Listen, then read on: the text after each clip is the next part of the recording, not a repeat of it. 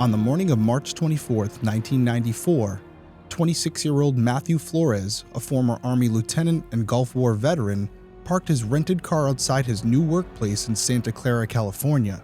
Moments later, he was shot execution style as he leaned into the car to grab his jacket. The parking lot was full of employees starting their day, yet no one saw the shooter. Security footage revealed a dark Ford Explorer circling the lot suspiciously around the time Matt was killed, but unfortunately, his murder was not captured on camera. Despite a thorough investigation, no motive or suspects have been identified publicly. It's been over 30 years since Matt was killed, and investigators are still searching for the killer.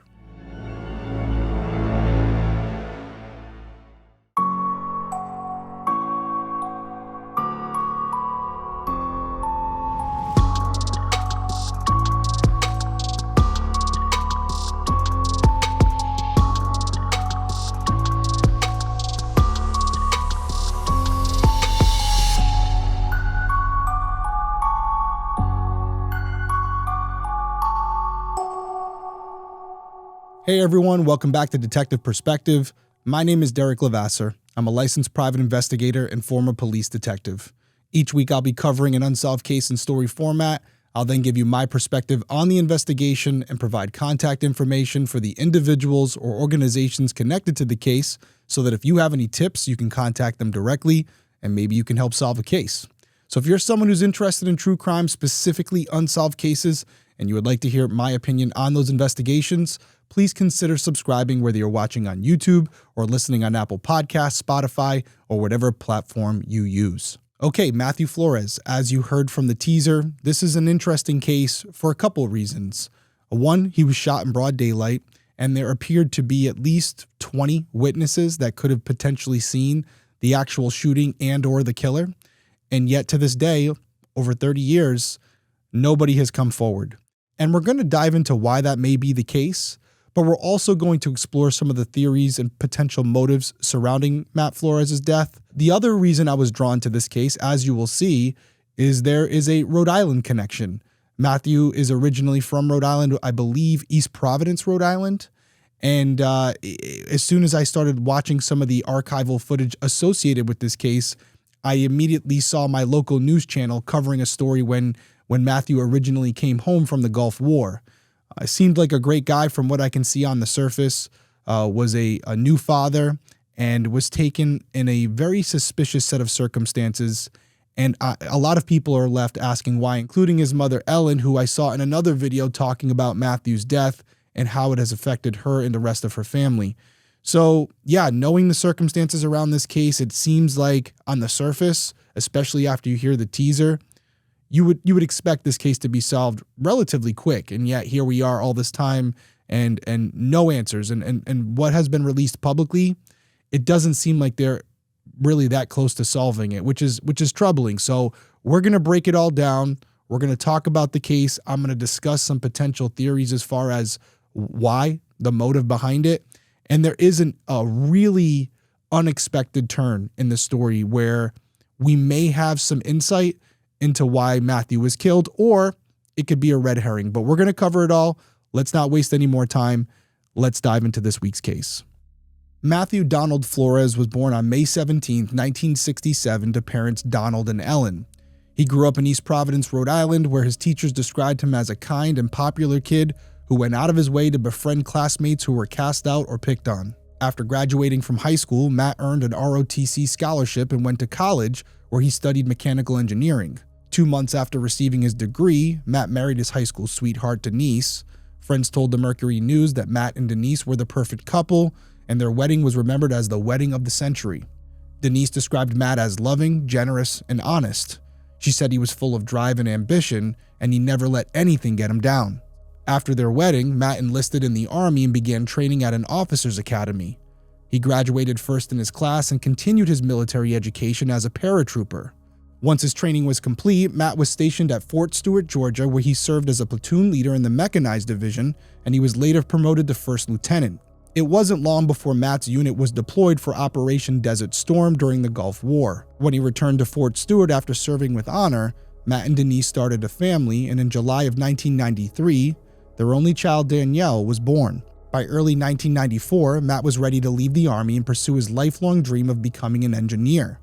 His enlistment was set to end in March of that year, so he began searching for job opportunities. At the same time, Matt was also working on multiple projects with Denise's boss, Dr. Irvin DeLoach, a doctor at a plastic surgery office. The two were collaborating on building prototypes for two medical devices, one designed to help drain blood during and after surgery, and another to deliver oxygen during surgery. Matt developed the specifications for the devices, while a friend of Dr. DeLoach was creating the prototypes. Matt and DeLoach signed a contract giving each an equal share in the projects and agreeing that no decisions would be made without the other's consent. Now, unfortunately, neither of these products would ever come to fruition. According to the Mercury News, in February of 1994, Matt received an offer from the tech company Applied Materials to work as a field process engineer. The position included a few months of training in Santa Clara, California, followed by a transfer to the company's Dallas office. The hiring team at Applied Materials later said that they were thoroughly impressed with Matt's can-do attitude, high energy, and what they described as, quote, sincerity and character. Denise later told Unsolved Mysteries that both she and Matt were thrilled about this job opportunity. She said, quote, "It was our new start in life as a family, us making decisions instead of the military. This was his dream come true. He finished with the military, he'd done everything right, and now he landed the job of his dreams." In March of 1994, Matt's time in the Army officially came to an end. So shortly after that, he, Denise, and their 8-month-old daughter Danielle temporarily moved to Santa Clara, California. The family settled into a nearby apartment while Matt began his training. On March 24th, at approximately 8:11 a.m., Matt arrived for his second week of training at Applied Materials. He parked his rented, white Chevy Corsica in an unassigned spot in the middle of the parking lot at Building 12, located at 3225 Oakmead Village Drive. Now, right near Matt's car, there was another employee sitting in her car listening to the radio. And just before 8:15 a.m., she heard a gunshot, and when she turned around to see what was going on, she saw Matt's body slump just outside of his car door. However, she did not see the shooter. She then got out of her car, called 911, and covered Matt's head with a jacket. First responders arrived promptly and found that Matt had been shot once in the back of the head from around 1 to 2 feet away.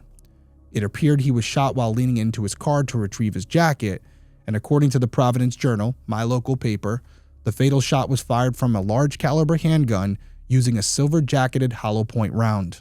Detectives were immediately called to the scene to investigate Matt's murder, but it's important to note that Santa Clara wasn't known for homicides averaging only 3 to 4 per year, while some years having none at all, so an execution-style killing outside of a tech company building was highly unusual for them.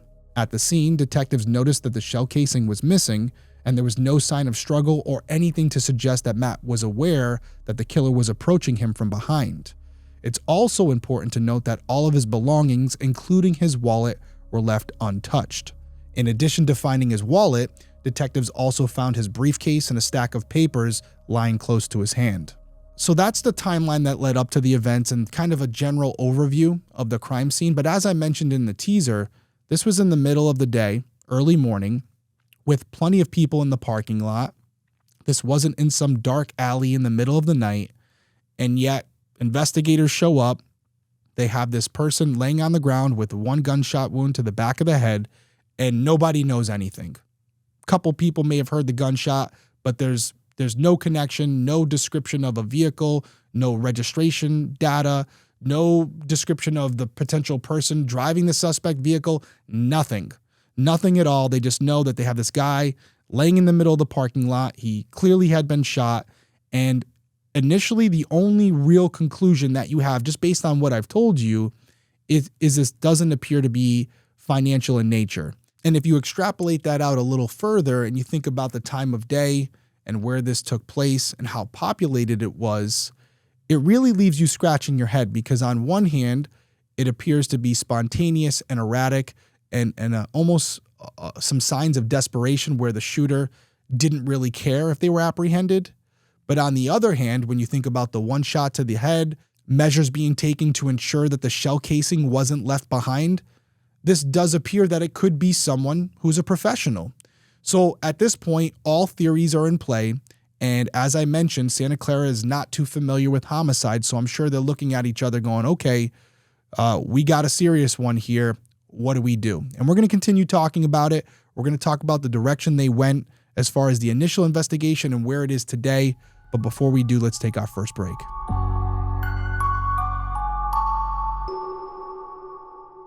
I want to talk to you about an innovative way of monitoring your health.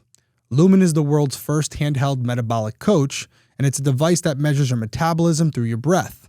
And on the app, it lets you know if you're burning fats or carbs and gives you tailored guidance to improve your nutrition, workouts, sleep, and even stress management. This is my Lumen device right here. I use it all the time. I actually keep it with me in my backpack, and I use the pouch that they provide for it to keep it safe because there's a lot of technology going on in here, so they give you a pouch to make sure that it doesn't get damaged while you're traveling with it.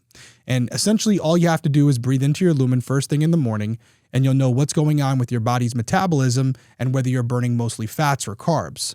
Then Lumen gives you a personalized nutrition plan for that day based on your measurements. You can also breathe into it before and after workouts and meals, so you know exactly what's going on in your body in real time, and then Lumen will give you tips to keep you on top of your health game. I've told you guys many times I've been using Lumen for a few months now. I mainly focus on my intermittent fasting and how long it takes for my body to go into ketosis, but I also use it in the morning and at night to see how long it takes for my body to process certain foods.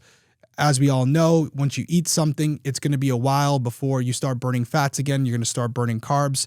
This tells me exactly what stage I'm at, so I don't go to sleep too early and don't get the most fat burn throughout the night. Your metabolism is essentially your body's engine. It's how your body turns the food you eat into the fuel that keeps you going. And because your metabolism is at the center of everything your body does, optimal metabolic health translates to a bunch of benefits, including easier weight management, improved energy levels, better fitness results, and for me, most importantly, better sleep. So if you want to take the next step in improving your health, go to lumen.me/detective to get 15% off your Lumen. That's lumen.me/detective for 15% off your purchase. Thank you to Lumen for sponsoring this episode.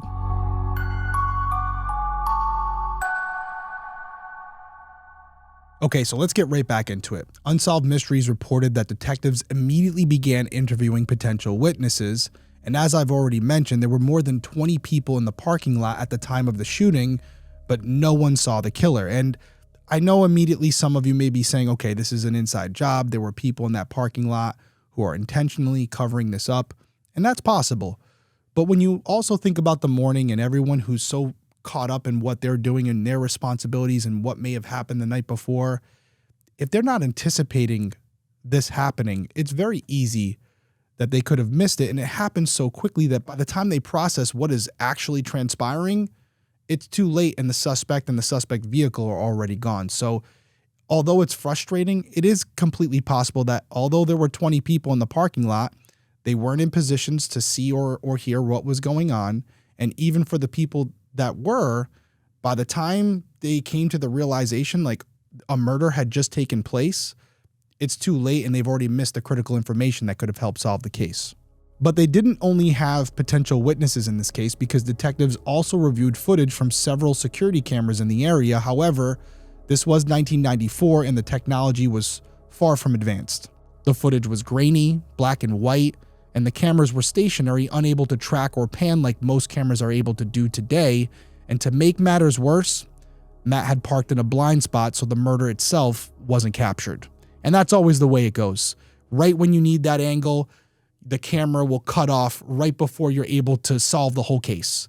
And there's a lot of things that can be taken from this because I made sure to mention this was an unassigned parking spot, so Matt may have parked there before, but there wasn't a guarantee that he was going to park there that day. So when you think about counterintelligence and the preparation going into this murder, there's no way that the suspect could have known, yeah, if we do it right there, it's not going to be picked up by these cameras because there was no guarantee that's where he was going to be. So I do think that's an important factor. And it does show that if there was any premeditation, which clearly there was some, it wasn't that extensive and there's only a limited amount of planning they could have done. And this just appears to be a stroke of bad luck. There's no way the suspects would have known that this was going to be the case and the murder itself wouldn't be caught on camera. But despite all of these setbacks, detectives did uncover a critical lead. At 7:52 a.m., a dark Ford Explorer was seen circling the parking lot, It was a two-door sport model manufactured between 1991 and 1994 with distinctive black trim along its lower panels. According to the Mercury News, the footage showed the Explorer crossing the parking lot stall near the driveway entrance, facing directly toward the camera. A white sedan resembling Matt's rental car then appeared in frame, passing behind the Explorer, and moments later, that Explorer pulled out and followed the sedan. The footage then showed the Explorer returning almost immediately, circling the lot a second time before parking in the same stall. A few moments later, Matt's car arrived, and by the next frame, the Explorer was gone. 90 seconds later, Matt was shot. Just 20 seconds after that, the Explorer drove in front of the camera again, but this time heading toward the parking lot exit. So there's a lot to unpack here, and it's human nature when you have a case that has limited information to maybe look too deep into certain pieces of evidence. But with this video, I do think there's a lot that can be taken from it. It also poses some major questions. So first off, you have this vehicle pulling in before Matt arrived, which suggests some familiarity with his schedule, knowing what time he was supposed to arrive. And they also park in the general vicinity of where Matt would be parking. Not the exact location, as we mentioned. He was in an unassigned spot, so there's no guarantee, but they knew the general area. But then you have this curveball where this sedan resembling Matt's vehicle shows up and the Explorer appears to follow it for a couple seconds. And there's a lot you can look into here, and maybe it's all wrong, but on the surface, it looks like they misidentified Matt's vehicle. So what does that tell us? Well, it does show a lack of familiarity not only with Matt's rental car, but maybe a lack of reconnaissance taking place prior to the actual hit. So could this be a professional? Is this someone who did this sporadically? Is this hit something much more surface level and small scale, like a road rage incident that may have taken place that day or a prior day? So there's a lot of angles you can go with here. And as an investigator, you're being pulled in two directions. On one hand, it appears it could be a professional hit. On the other, it looks like it could have been carried out by a novice. And maybe the motive behind the killing, it's not that deep. It could have been something surface level that had evolved and became a thing within a matter of hours or days. So as a detective, we have to step back and you have to go down both paths, and you have to see if there's validity to those theories, and not to get too much ahead here. But based on this video and based on what we have here after this, there's really to this day no definitive answer to that question. Was this carried out by a person or a group of people who have done this before? Or was this someone who had an axe to grind, who was pissed at Matt and decided they were going to kill him? But just to throw one more wrinkle in here, could this almost be a double mistake? And what I mean by that is the Explorer sees this initial sedan and comes to a quick conclusion that it's the wrong vehicle. Then Matt pulls in and they shoot him. But the reality is the first vehicle they saw was actually the intended target, and Matt was the victim of mistaken identity. So heads going all over the place here. As I was reading through the research, at this point I start to come up with some general ideas of what I think. And I can tell you honestly, at this point in the story, all options were still open for me. As you can imagine, detectives worked tirelessly to identify the vehicle, and according to the Mercury News, they worked with multiple agencies, including NASA, to magnify and enhance the images of the Explorer in the hopes of recovering a license plate. They also contacted car dealerships and rental agencies, but despite their efforts, the vehicle was never identified, at least as far as we know. So detectives continued their investigation, distributing thousands of questionnaires to company employees and handing out flyers to people who frequented the area near the parking lot. Applied Materials even offered a $100,000 reward for information leading to the arrest of Matt's killer. When these efforts failed to produce any leads, detectives expanded their investigation, flying to both Rhode Island and Georgia to dig into Matt's past and also interview his friends and family. However, according to the Mercury News, Matt had a clean background. Nothing unusual or suspicious ever stood out. Now, detectives also focused on Denise, which was a natural step given that she was Matt's spouse. Over several months, they questioned her repeatedly, and although Denise was never officially named a suspect, it became evident to her that she hadn't been fully cleared either. So, to protect herself, she eventually did hire a lawyer, but despite this, she continued cooperating with police and speaking openly to the media. And I've said this numerous times, lawyering up is not to me a sign of guilt. And the fact that she was still cooperative with police and the media says a lot. She was just seeking legal counsel to make sure that she didn't jam herself up or say anything that could potentially lead to an investigation going down a rabbit hole that wasn't worth exploring. So there's nothing wrong with it. And if you take anything out of what I've just said there, if you ever find yourself in a similar situation where you're being questioned by law enforcement, if they are doing the right thing, it shouldn't raise any flags that you've lawyered up, and it would only benefit you to have someone present to guide you through that process to make sure that you don't make any mistakes that could get you in trouble. Now, another avenue that detectives pursued involved Matt's stepfather, Mike, who was also a former police officer. Mike's background included growing up around people who had mafia connections and a long career in law enforcement, which led detectives to consider whether his past may have indirectly played a role in Matt's murder, maybe through a grudge from someone who he had arrested, or unresolved issues with some earlier associations led to Matt's death. However, as far as I can tell, detectives found no evidence linking Mike's history or his career to anything in the case. And although I understand the need to vet this theory, it doesn't seem very plausible to me. To put it bluntly, if you're going to retaliate after all this time, you're going to hit Mike where it hurts. You're not going to go after his stepson who's living in California. It doesn't make a lot of sense to me. And I also want to point out that during an interview that took place later, Mike denied even being connected to anybody in the mafia and said that growing up in Rhode Island, you do run into some people like this at bars and events, but there was no direct connections. And I can confirm this. Growing up in Rhode Island, I do know of people that I have encountered who have some dark connections. I'm not necessarily friends with them, but I would consider some of them acquaintances where we see each other and there's a head nod and that's about it. And Rhode Island is a very small state, and there's a joke, everyone knows everyone in Rhode Island, and it's not completely false. Through one connection or another, you can probably find an association with almost everybody in Rhode Island, and that's one of the benefits and the curses of living here. I wouldn't live anywhere else, but what Mike is saying here, it's absolutely true. So after exploring all of these angles, detectives were still left without any solid leads, and at this point they had examined multiple theories, but none of them really seemed to make sense or fit the puzzle. And when you really think about it, Matt had been in town less than 2 weeks.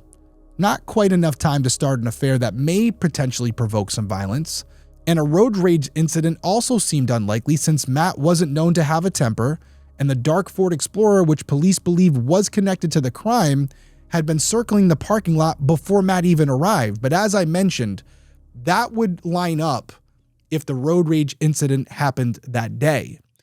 But what if it happened on a previous day and maybe Matt cut this Ford Explorer off? They didn't engage with them that day, but they followed him to where he worked and decided to come back on the next day.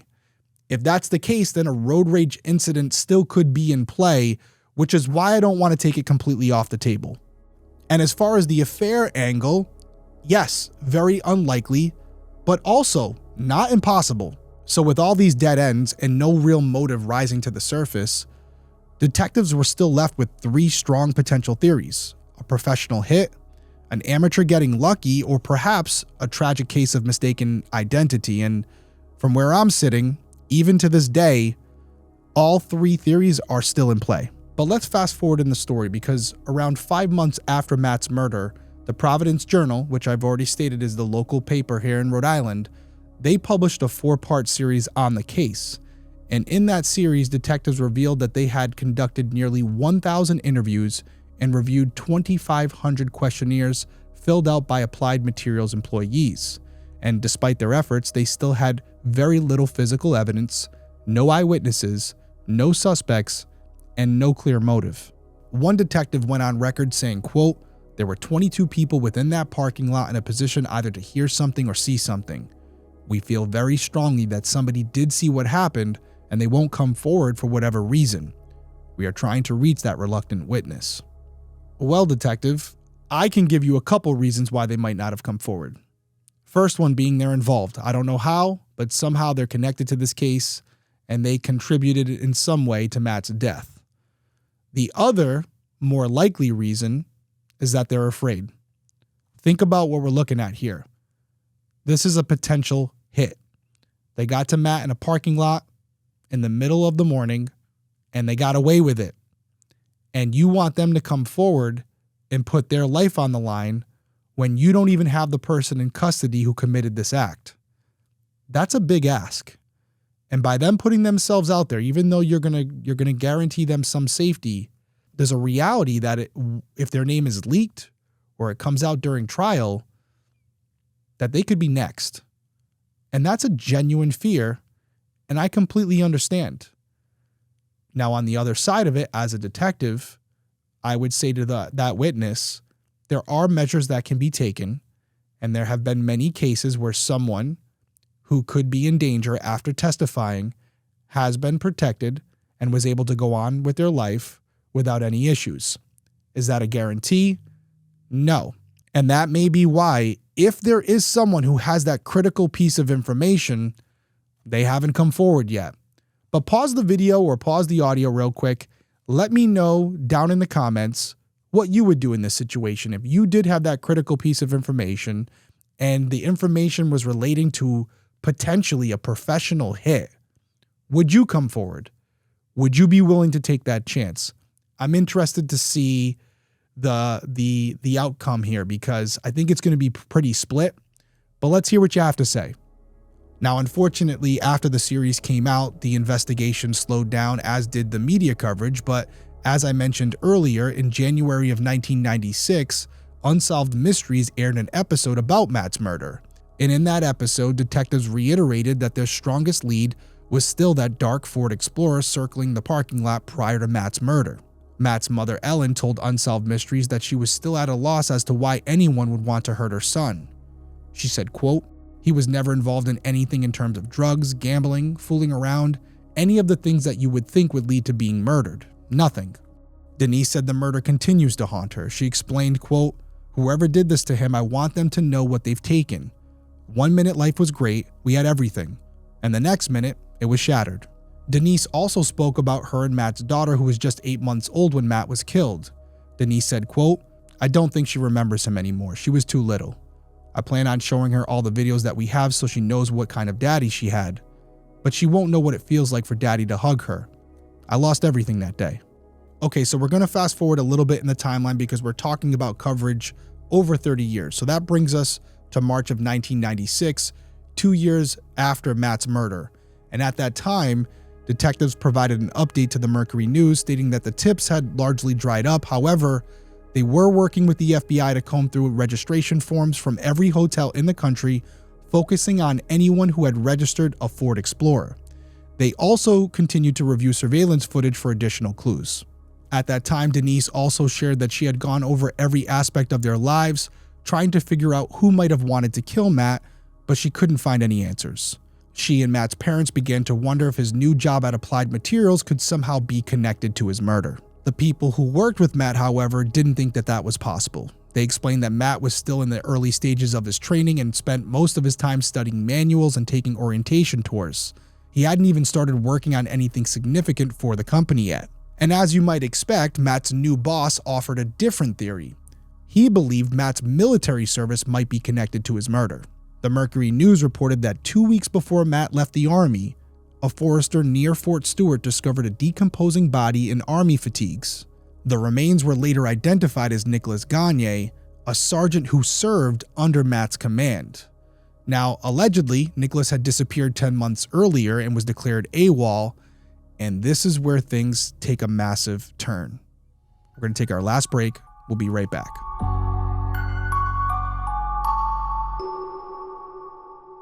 With all the hustle and bustle of the holidays, it can be hard to remember to take care of yourself.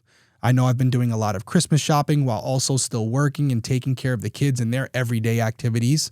And sometimes there's just not enough time in a day to take care of myself, so things like skincare can really take a back seat for me. Well, that's where Apostrophe comes in, because they're here to make that process a lot easier. Apostrophe's goal is to help you feel confident in your own skin. So whether you're dealing with breakouts, signs of aging, or acne scarring, Apostrophe will help you love the skin you're in. Apostrophe is an online platform that connects you with an expert dermatology team to get customized acne treatment for your unique skin. Through Apostrophe, you can get access to oral and topical medications that use clinically proven ingredients to help clear your acne. Just fill out the online consultation about your skin goals and medical history, snap a few selfies, and a dermatology provider will create a customized treatment plan just for you. Apostrophe also offers access to prescription treatments for all types of acne, from hormonal acne to facial acne and even back, chest, and butt acne. Whatever you got, Apostrophe has something for you. I started using Apostrophe a long time ago when they first became a sponsor to treat the dark spots under my eyes, and you can't see them a ton right now because the prescription worked, but also because I have a ton of light on me. But trust me, they're still there a little bit, although they've gotten a lot better. And what I loved about Apostrophe was the fact that I didn't have to go to an in-person appointment, and I could get my prescriptions right online and then just make one trip to pick them up, and I was ready to go. And then obviously the fact that the plan was tailored to what I was specifically looking for, that's always a plus. So if you like what you hear and you want to check it out, I have a special deal for my audience. You can get your first visit for only $5 at apostrophe.com/detective when you use my code detective. That's a savings of $15. And this code is only available to my listeners and viewers. So go check it out. Enjoy it. You're welcome. Thank you to Apostrophe for sponsoring this episode.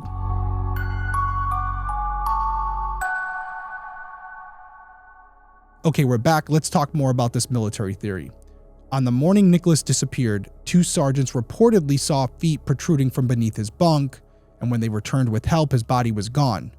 A screen had been removed from the barracks window, but Nicholas's wallet and his keys were still in the room. Initially, little concern was raised about his disappearance because he had a history of tardiness and the fact that Matt had recently demoted him for poor performance. So most people just assumed that he had run off, and instead of launching a search for him, officials marked him as AWOL and didn't even notify his family. Fast forward 10 months, and Nicholas was found dead, and according to the Providence Journal, preliminary autopsy findings indicated a skull fracture, but the final report didn't mention that injury at all. Instead, it concluded that his death was caused by blunt force trauma to the chest. His injuries included 10 fractured ribs, a fractured sternum, and 6 fractured vertebrae. The medical examiner noted, quote, "This pattern of injury is consistent with blunt force trauma resulting from a forceful blow to the chest. However, the exact manner of death could not be determined as far as I can tell, and his death remains a mystery to this day." Now, I didn't serve in the military, and I don't know too much about what goes on behind closed doors, but I will say that just hearing about these injuries and hearing about some of the disciplinary actions that had been taken against him prior to his disappearance, it does remind me of the movie Full Metal Jacket. I don't know if any of you have seen it. I'm sure some of you have. It's a pretty popular movie. And they have this thing referred to as a blanket party. And I know it's a real thing in the military. I don't think it happens as much anymore, but it did. And to give you the quick version of it, if they had a soldier who was not complying or who was pissing off the rest of the unit, they would carry out what's called a blanket party. And essentially that entailed catching them in their bed, restraining them, and the rest of the soldiers filling their socks with bars of soap or locks and hitting them multiple times with the socks filled with locks or soap. And obviously, as you can imagine, that's extremely painful. And they did that in this movie, and the movie takes a completely different direction. I won't spoil it for you. But to have these injuries like this, it does look like it could have been a hazing incident gone wrong. And maybe the hazing incident was because Nicholas was not complying and they were trying to send him a message and maybe it went too far. Again, a lot of speculation on my part, but it is something that we have to consider because at this point, as I've mentioned multiple times, we don't know what the motive is and everything is still on the table. And when you think about the fact that Matt was in charge at the time when this happened, it does raise an eyebrow. And what's interesting about the timing is that 2 weeks after Nicholas was found dead, Matt's time in the Army came to an end as planned. This wasn't something that happened because of Nicholas's death. It was already in the works and Matt was discharged and went on with his life. Now, I want to preface everything I'm saying right now. I'm bringing this up because it's information that's out there and I want to be transparent. I'm in no way trying to disparage Matt's character or taint his legacy, This may be a complete coincidence, and there may be nothing nefarious about it at all as it pertains to at least Matt. Nick's death is suspicious. Something went down there. Something happened. The fact that he was last seen in the barracks where Matt was overseeing it, to me, that's a problem, but it doesn't mean that Matt was directly connected. I have no evidence to support that. But we got to bring it up. We got to get uncomfortable, and we got to talk about things that may not always paint our victim in the best light. Does it make me change my opinion of Matt at this point? Absolutely not. But this is an angle we have to explore. And I do want to point out that I did spend some time trying to find out more about Nicholas, although there's not a lot out there. And every time I searched for him, it just came back to Matthew Flores. A lot of you guys are talking about it on the internet and the connection there. And the only thing I did find, which I'll throw up on the screen here, is potentially him from Find a Grave, where it looks like he died in 1994. So it could be the same Nicholas Gagne. I'm not 100% sure, but it appears he had connections. He was originally from Guam, or his family was from Guam. I was trying to see if he had any connections to California. That's what I was really looking to, or something on the West Coast, where if we're going to go down this angle, could someone who is a family member or friend or connected to Nicholas saw this as an opportunity to get back at the person responsible for Nicholas's death? Is that possible? Of course it is. Or is there more to the story where the military is potentially involved and they felt like Matt was a liability? As far as that theory is concerned, we'll get into that in my perspective. But as you can imagine, after the connection between Matt and Nicholas was reported, Denise was asked about Nicholas, and she said that Matt didn't mention his disappearance or his body being found. And that doesn't surprise me as much. I can tell you, as a police officer who hasn't experienced as much death as probably Matt experienced overseas serving our country. But there are things that happen that we don't necessarily tell our significant others. I will say conversely, this was a fellow soldier living in his barracks that he had command over, that he had recently disciplined. You would think at minimum he would say something along the lines of, man, I had an issue with this guy. He disappeared and then he was found dead. I really hope that they figure out what happened here. And I hope that I'm not being considered as a potential suspect. More in that sense, not necessarily, he died and, the specifics of it, but just some mention that, hey, the guy that I was in charge of was found dead and he was basically beaten. Maybe something you would mention, but I don't know Matt. Maybe he was the type of person who kept everything in-house. Now, detectives investigating Matt's murder did explore the possibility that Nicholas's death was somehow related, but a direct connection between the two cases has never been established as far as we know. And I would think at this point, 30 years later, if there was a lead or something that needed to be followed up on, law enforcement would have given an update that may indicate to us that somehow this Ford vehicle was somehow related to Nicholas, and that just is simply not the case. So we have to take it for what it is. They may have limited information, seeing that it involves a U.S. soldier, and with the information they do have, they were never able to connect any dots. That's unfortunately where we are. However, before we move on, I do want to bring up something interesting. When the Mercury News attempted to obtain Matt's military records for their article, the Army responded by saying the files couldn't be located. They said they were unable to determine whether the records had been removed, misplaced, or destroyed, so take that for what you will. So fast forwarding again to 2009, 15 years had passed since Matt's murder, and detectives told the Mercury News that they had spent more time on Matt's case than any other in their department. And recently they brought in consultants to review the case, submitted new evidence to the lab, I don't know what that evidence was, and they also re-examined the surveillance tape. They also revisited Matt's military connections, looking into relationships and assignments that he had during his time serving our country. Despite their efforts, detectives said they couldn't identify any enemies in Matt's life, which led them to seriously consider whether Matt's murder could have been a case of mistaken identity. However, one detective admitted, quote, "There are no facts that can substantiate any theory." Denise also told the Mercury News, quote, "There have been so many days and nights when I've thought of every possible scenario and nothing makes sense." In 2011, Applied Materials reissued their $100,000 reward for information in Matt's case, and detectives shared that Santa Clara County District Attorney's new formed cold case unit had taken on the investigation. They expressed hope, saying, quote, "We are extremely confident that someone somewhere, directly or indirectly, knows something about the killing." At that time, Matt's family issued a public statement which read in part, quote, "We beg you to come forward because we have been living in agony for 17 years and Matthew deserves some justice. We need to know that we can live in a society where this heinous crime is totally unacceptable and that others will be willing to take a stand for justice. There must be someone or various individuals who know exactly what happened."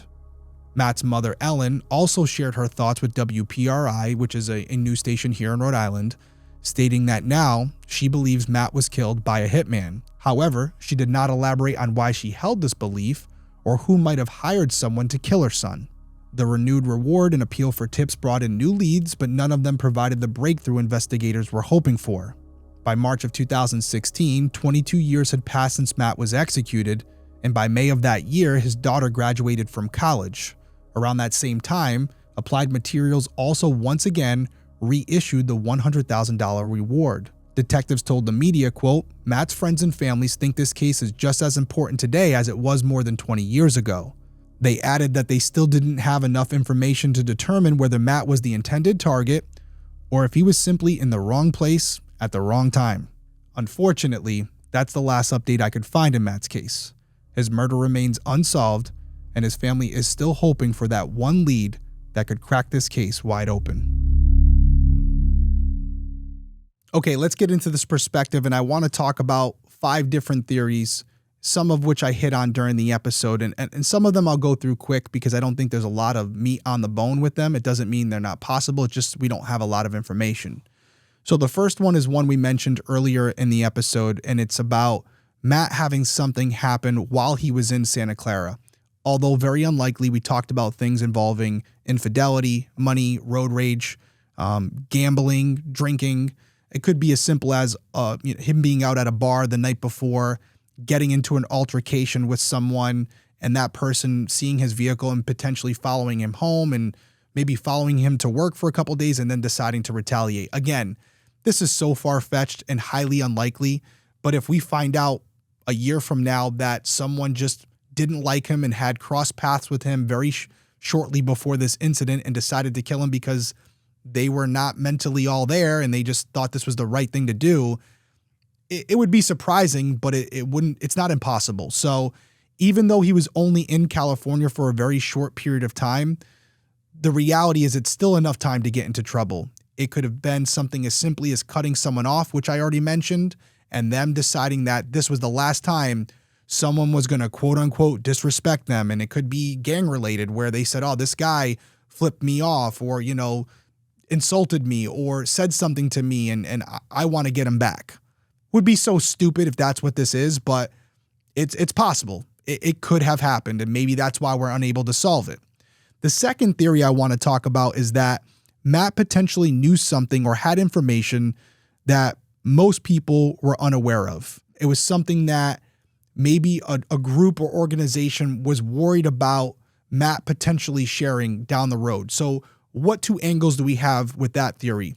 We have the military angle, and I alluded to that when we talked about Nicolas Gagne, where was Matt involved in something during his time in the military that there were higher powers concerned that potentially down the road, Matt could share that information. For example, if Matt wasn't directly involved in Nicholas's death, but knew who was, were there people concerned that because Matt was an upstanding guy, that his conscience may wear on him eventually, and he may decide to come forward, and they wanted to make sure that never happened. That's a possibility. The other angle I looked into briefly was Applied Materials. Obviously, they're going to protect themselves, but I do agree with the sentiment that they put forward. He was there a very short period of time. He was still in the orientation phase. And when I looked up Applied Materials, at least now on their website, they mainly deal in semiconductors, solar displays, and also like rolled out visual displays as well. I don't know what information he would have had working at Applied Materials, even if he had been there for a long time, but maybe there's something we're unaware of that happened inside of there that he witnessed as a new employee, that someone who was there a longer period of time was concerned about him ratting them out. I don't know what that could possibly be, but people have killed for less. So did he witness, a theft or something inside the building, and someone found out that he knew about it and they decided to take him out before he had a chance to relay that information to anyone. Again, all these theories, possible, how likely, we just don't have the evidence to make that jump, to say this is more likely than the other. The next theory I want to talk about briefly is the idea that someone close to Matt hired a contract killer to kill him. And in those instances, most of the time, it's financially related. And I didn't see anything in my research that said that he had a large life insurance policy or that Denise or anyone else would be entitled to a large sum of money if he passed away. And it seemed like they had a good relationship. Again, I wasn't behind closed doors with them. I don't know what their life was really like. Whenever we tell these stories, it's mostly focused on the positives, but we know that every relationship has its rocky moments, and some of them are pretty bad, and we just don't hear about them. So what was going on internally in his house with Denise, with people close to him, I really don't know. And although on the surface he looked like a great guy from everything that I found, could there be something in his past where he has wronged someone, or without even knowing it, someone found out something that he had done and was clearly upset about it enough to kill him? We can't rule it out because we don't have anything exculpatory in nature to say that's not possible. But I think if there was a large sum of money associated with this, we would know about it. And I also believe that if detectives had spoke to Denise as much as they did, she eventually would have clammed up and said, I'm not getting involved anymore because deep down I know what happened and I don't want to say anything that's going to put them on the right path. So I don't think Denise is a player in this game as far as that's concerned. But could there be another friend or family member that hasn't been mentioned much?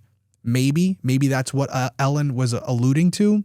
We may never know. I hope we do, but we may never know. The fourth theory I want to talk about is one that I also mentioned during the episode, and that's the idea that someone has connected Matt to Nicholas Gagne's death, a family member or friend of Nicholas's, and they really didn't care where Matthew Flores was. They knew that they were going after him because they held him responsible for what happened to their loved one. So maybe they're on the West Coast or maybe they're on the East Coast. Doesn't matter. They may have been tracking Matt for a while, and maybe they felt by killing him in California that would throw people off the scent, that this was somehow connected to someone who knew Matt and had an axe to grind with him, and they could paint this as some random killing and leave detectives questioning everything, which that's exactly what's going on here. So knowing that Nicholas Gagne was under Matt's command, and Nicholas obviously had friends and family that cared about him, they also have unanswered questions. They also don't know what happened to their son. And they may be perceiving the case as there was this guy named Matthew Flores who was in charge of our loved one. He reprimanded him. Maybe they were hazing him. Maybe there were things that Nicholas conveyed to his family and friends that they didn't like. So when Nicholas went missing and then eventually turned up dead and clearly had been murdered by someone, they're holding the person at the top responsible, that being Matthew Flores. That family of Nicholas Gagne could have hired someone to take out Matthew. That is a theory that when I'm talking about hierarchy of potential scenarios that could come to fruition, that is one that I would put more near the top. It doesn't matter if Matthew was actually involved in Nicholas's death. What does matter is what the people connected to Nicholas believe. Doesn't have to be true. Their perception is their reality. The final theory that I want to talk about, and I talked about it already in the episode, but I just want to drive this point home because I do think, unfortunately, it may be the most plausible scenario, and that's that Matt was the victim of mistaken identity. The vehicle pulling in before him and this Ford Explorer following that vehicle initially says at minimum there's a lack of intelligence gathering. They weren't completely sure what they were looking for. So it's very possible that when they saw Matt's vehicle, they got that wrong as well. And not really seeing Matthew, only seeing him from the backside, they may have shot the wrong guy. And that would be extremely unfortunate to find out that when all of this is said and done, Matthew was killed for no reason at all. He wasn't even the person that was intended to be shot. And that may also be why, as we sit here today, this case has not been solved, because as detectives are trying to find a link as they're trying to find a motive. They can't because there isn't any connecting to Matthew. He's not the right person. The person who that bullet was intended for may be still out there walking around, and if that person had been shot, maybe this case would have been solved much easier. But when you have a random killing and the victim may not have even been the intended target, a case that's already difficult or almost becomes impossible to solve. I hope that's not the case, because it does decrease the likelihood of us being able to find out what actually happened. But I'm always going to be honest with you guys. And as I'm sitting here right now and I'm saying all things are still at play, if you made me choose, this theory would be at the top of the list. But even if that's the case, what this all really boils down to is something I said at the very beginning of this show. There were over 20 people in that parking lot who either saw or heard what happened. And it's very possible that one of them have information that could link to the vehicle, which could then link to the killer.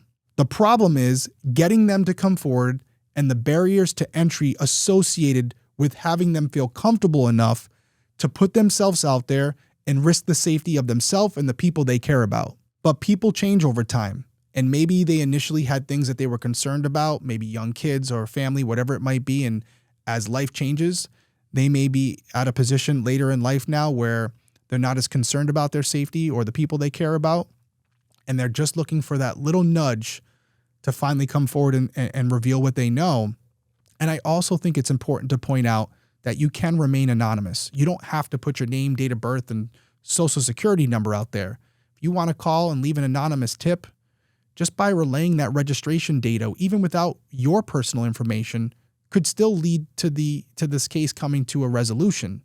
So for that person who may be out there, or for that person who may be in that area, who just needs that little bit of incentive to come forward, you have a family still seeking answers.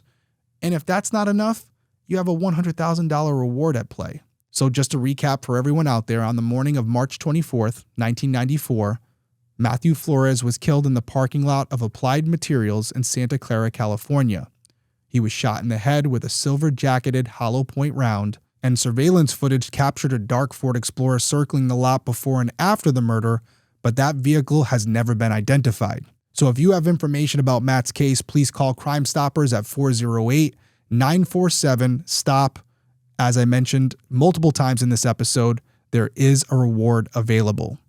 As always, my final words go out to Denise, Danielle, and Ellen. I know some of you are still local, and I hope that I get the opportunity to meet you. If we do run into each other, please say hello. I want you to know that I'm here for you. I know that my listeners and viewers are also here for you as well, and we're all rooting for you and your family and hoping that although it's been too long, you get the answers you deserve, not only for Matt, but for your family and for Danielle, because I'm sure even though she may not remember her dad, she still wonders why this happened and who's responsible, as we all do. So if that update comes, I will be right here to let you guys know. Until then, stay safe out there, and I'll see you soon.